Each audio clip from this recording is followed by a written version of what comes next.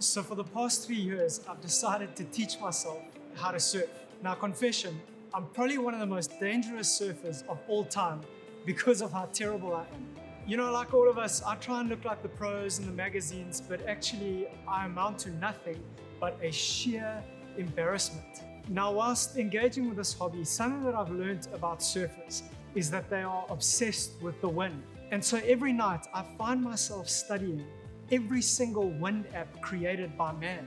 I look at all the metrics, such as the wind direction, the speed, the duration, and the swell size. You know, I'm told that on these swell charts, when there's this purple patch or this red patch, it's time to put in for leave because something is coming. Sometimes in big wave surfing, people have 2 days to respond to these conditions. You know that they'll book flights, arrange accommodation, and drop everything, all in the name of feeling this rush, this force, this power.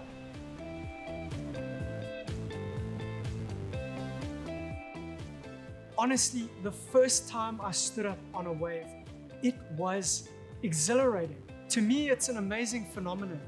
When the wind direction and the conditions are right, it feels like it can change your life.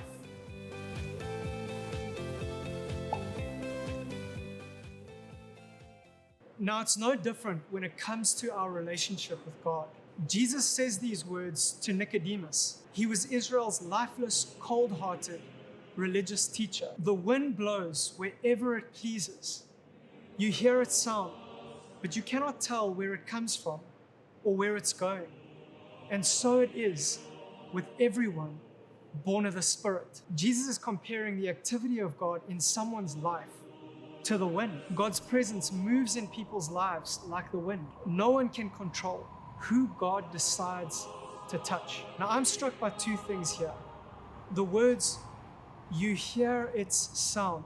I'm challenged to become as passionate about God's movement in my life and in the world as I am about the wind. You know, honestly, do we sense His power? Are we open to His promptings? You know, Jesus makes an assumption here that we will hear its sound.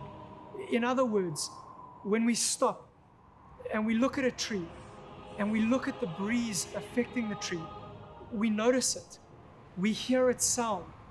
We see the wind at work. It's the same way when it comes to a relationship and the activity of God in our lives and the world. More than this, Jesus says, so it is with everyone born of the Spirit. Jesus is using this image of a newborn baby, of new life and new breath, that when the wind of God, the breath of God, the presence of God blows in our lives, we experience this newness, this freshness, this life-changing swell in our lives.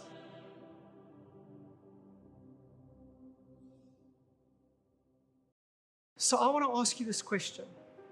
Are you noticing God's activity in your life? Are you aware of what He's doing? Do you study the wind apps? Can you hear its sound in your day? Can you hear its sound in your city? Are you sensitive to the purple patch of His power at work in the world? I think if we become more aware of this, we too, like those big wave surfers, will drop everything only to experience more of Him.